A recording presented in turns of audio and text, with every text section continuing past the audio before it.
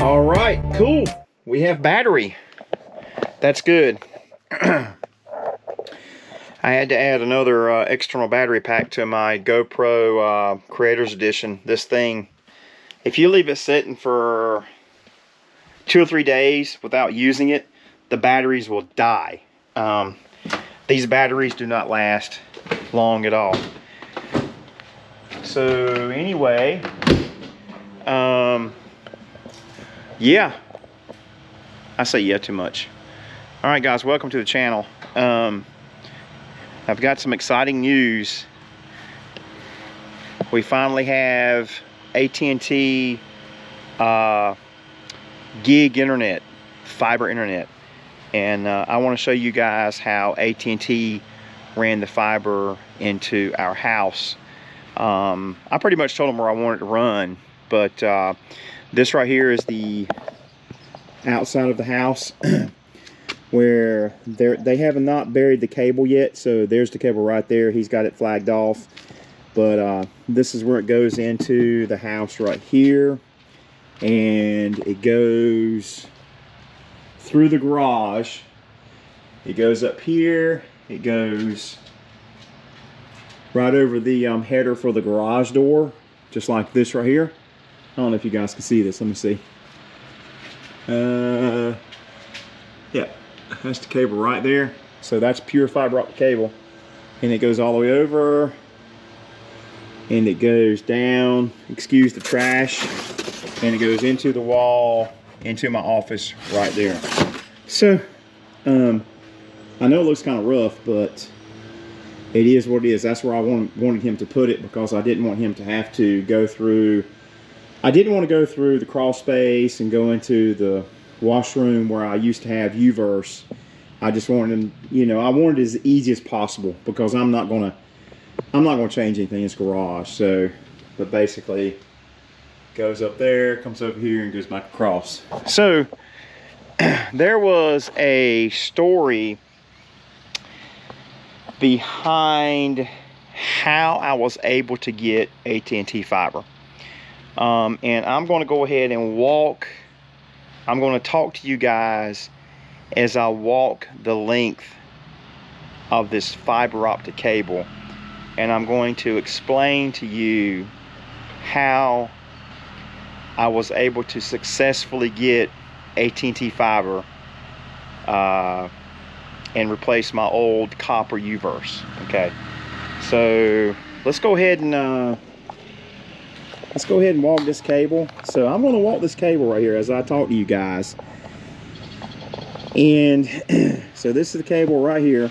So they haven't buried it yet. Obviously, I've already said that, and they flagged it off. So, you know, we won't run over it with the lawnmower or nothing. But basically, we live in a very highly populated metropolitan area, Raleigh area of North Carolina, and but I am one of the fortunate few, I guess, in this county who have a little bit of land. So, and when I say a little bit of land, what I mean by that is that this cable right here, this cable is 1,012 feet of Corning fiber optic cable. Okay, basically that means my house, well, with the cable, is over 1,000 foot. Okay, so like I said, we were an AT&T UVerse customer, and we had the TV service for a long time. I mean, almost 10 years. There's the cable right there, and it keeps on going. So we had UVerse, and we discontinued UVerse because we don't watch TV anymore. Everything's internet. And so we just had the internet, which was still called UVerse. And so the UVerse service is basically copper wire, because it is bonded ADSL or VDSL for video, which basically means you get, I think it's 2 pair of copper cable, and AT&T bonds that to give you internet. So it's basically 2 DSL lines, which they call it ADSL, VDSL, bonded DSL. And so that can give you relatively good throughput for your internet.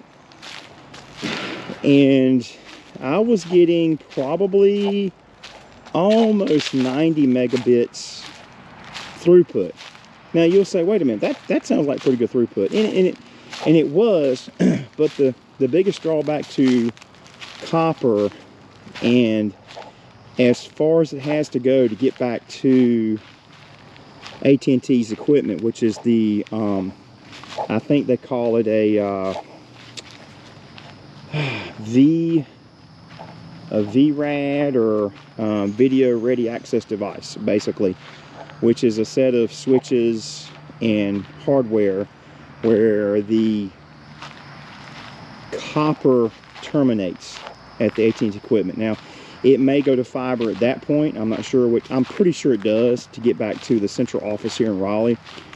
But nonetheless, the latency is pretty bad. So the latency on the UVerse was probably somewhere in the neighborhood of we were getting response times, pings to like anywhere we would do a speed test to of almost 60 to 100 milliseconds. Okay. So, yeah, with the UVerse service, the download speeds were okay. But the problem you run into is if you do gaming, and I do gaming, and if you want to download stuff at a high rate of speed, UVerse is not going to get it. It's just going to be, you're going to have latency issues, and it really depends on what you're doing on the internet and what you're trying to, you know, download or upload for that matter. Upload speeds are horrible. Upload speeds are only 5 to 20 megabits per second. So to upload a YouTube video in 4K was horrible. It's pretty much like I would have to literally I would have to upload I would have to start the upload on YouTube and walk away. So that was UVerse, and that was bonded ADSL, or VDSL if you will, for video. So it was just horrible. So now we have AT&T fiber optic cable, and so I've got 1 gig internet, and it's great. It is super fast. I was downloading some stuff the other night, and I also uploaded the video, and I uploaded a 5 gig video to YouTube, and it was 4K, and that's the reason why it was so large. It was 5 gigabytes of data. That thing uploaded in like 30 or 40 seconds. No lie. It was super quick. I have never uploaded a video that fast before. I mean, if I wanted to make a 4K video, it was literally hours. So that's why I was only doing 720p or 1080p videos, which it still took almost 45 minutes to an hour to upload a video. So now we're good. And let me show you guys where AT&T hooked this thing in to their vault. So I walked all the way to the road, and this is their cable right here, and that's their vault right there. So in this AT&T vault, there's 4 drops for fiber, so they can hook 4 more customers up to this if they wanted to, which, you know, over here I don't really think they will. I've got one neighbor right here, and he may go on, I'm not sure.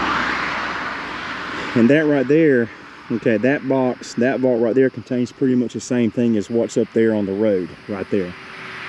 So, I'm sorry, up on the power line. So the cable actually goes under the highway, goes up the pole. I can't zoom in because I have a GoPro, but it's orange, and that's where the fiber runs at the lowest end of the power line there on the pole. So that goes under the highway over there, and this is my termination point where they got 4 drops. So, and that's a drop right there. So, bruh, somebody's either that dude's backfiring or shooting something. So anyway, this right here is where the fiber comes to our home, and it goes way down there. I just walked that whole distance. Okay, so getting back to how I was actually able to get AT&T fiber. Okay, so we're in a very highly populated area, but as I said, I'm lucky enough to have about, you know, well, I've got some land here, so obviously I'm 1,000 feet from the road, so we're lucky enough to have a little bit of land here. When AT&T ran the fiber that went on the pole up there, they stuck a flyer on a mailbox and said, hey, you know, AT&T fiber internet's coming, get ready for high-speed internet. And that was almost, I want to say 4 years ago. So after they, you know, I knew they got the internet done because there was no more construction out here. They weren't running any more lines underground and overground or anything. So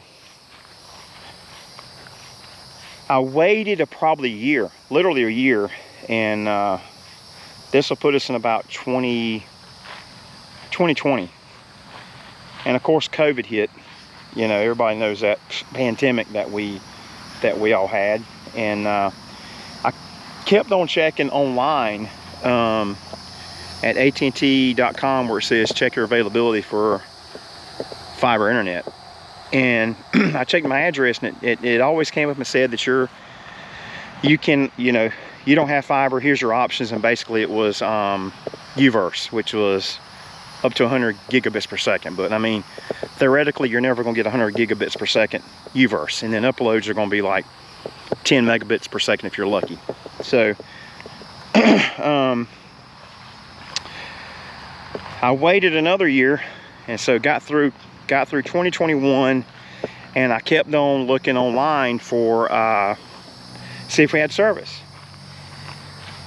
and it still didn't show we had service. So this year, fast forward to 2023, I started doing some more research into it, and I went in and researched on the AT&T forums.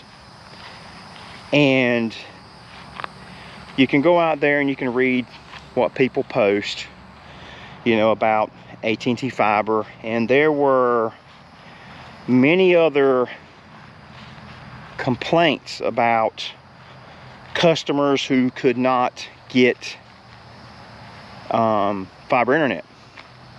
So the general consensus was that it was a distance issue. And I started reading some more posts about some AT&T folks going on there saying that, yeah, there is a limitation of 500 foot. Well, being in IT and working with telecommunications companies for almost 30 years, I knew that was just simply incorrect. Basically, single mode fiber optic cable, at least today in 2023, has a theoretical limit of about 62.5 miles. So, I mean, not even think about the distance of this. That's nothing. And then once you take a single mode fiber optic cable and you split it off however many times, you're still going to get, you know, bukus of throughput. even if it goes all the way back, you know, 15 miles back into the city to the central office. So I knew technically that 500 feet was not a correct statement.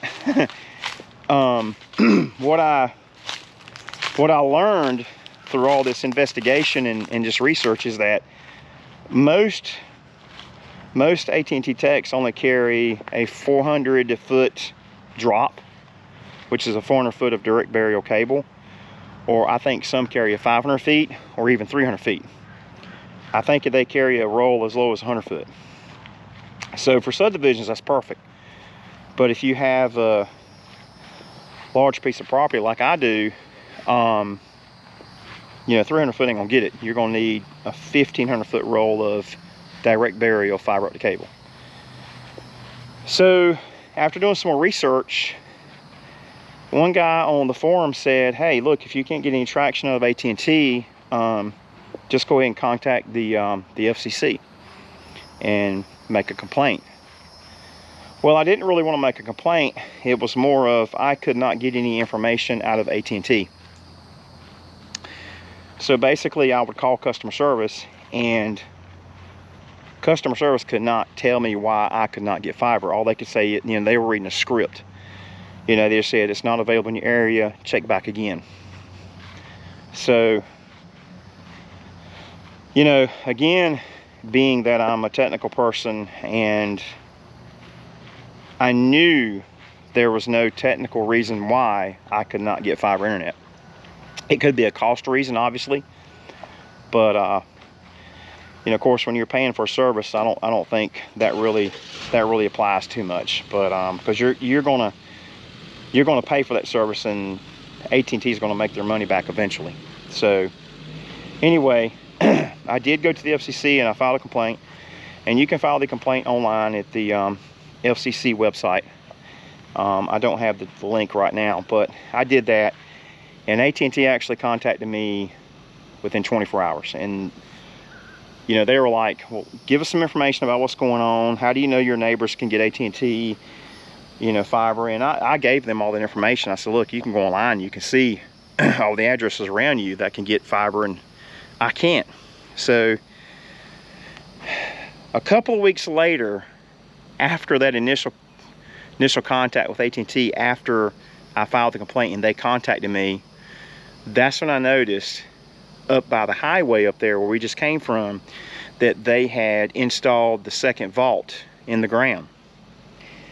And about a week after that, AT&T had called me and said, we'd like to schedule a time to come install your AT&T fiber. And so I was like, sure, bring it on. And so I scheduled the appointment, which was yesterday, and or for yesterday, and they came out. Tech came down here, he looked over the stuff, and the first question I asked him was, do you have a cable long enough to come from your vault where your drop is from your main trunk line of fiber up there? Do you have a cable that will come to my house? And he was like, oh yeah, I got plenty of cable. We have plenty of cable that, you know, we got 1,500 foot drops. And I was like, cool. He didn't have any on his van, and again, that kind of comes back to, in fact, he said he only had 500 feet. So that comes back to the fact that I think a lot of folks, you know, if they have fiber available and they got a vault at the highway, most techs do not carry 1,500 foot. But being that we're in a major metropolitan area, I mean, fiber is everywhere around Wake County and the Raleigh-Durham area. He said that his manager has, you know, plenty of rolls back in their office. So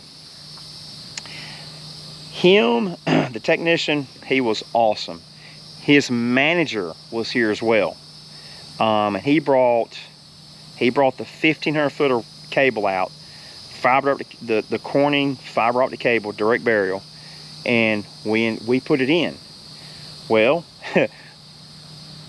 that whole 1,500 foot of cable, which actually ended up being about 1,000 foot, they cut off, you know, 1,012 foot of it, didn't work. the end of the cable where it goes into AT&T's vault didn't work. And so the tech was like, hey, we got more rolls, we'll bring a whole nother roll. So we waited for his manager, his boss man, to come back. He went to the office, which is up here in Raleigh. He came back within like 45 minutes with a whole nother roll, and he put that roll in, they hooked it up, boom, it worked perfectly. So that is the story how I was able to get AT&T fiber after about 4 years of waiting and not getting any traction whatsoever with AT&T customer service. So I really hate I had to go the FCC route, but I did it because simply I was not getting any traction with AT&T customer service. No matter who I called at AT&T, they could not tell me why I could not get AT&T fiber. And again, I knew the technical capabilities of how far fiber can go, and I knew AT&T fiber was in my area. I knew it went miles down the highway from where I live. It went miles both directions, and I knew it was on the power lines where I was at. So I guess the moral of the story goes, if you cannot get any traction, then you may have to go to FCC. But I don't think it should really be that way. I mean, here's the thing, AT&T's been great through the whole process. It just came down to not being able to get hold of the right person over there. And I went on the forums, I went on social media, I called many AT&T customer service reps. I called AT&T customer retention. I called everybody, and nobody could help me. So if you're in the same predicament that I was and not being able to get fiber, maybe you have to go that route. I don't know, but I do know it helped me in this case. So but anyway, this is good fiber too. This is good stuff. It is. I mean, AT&T only brings you the best. I mean, it's Corning.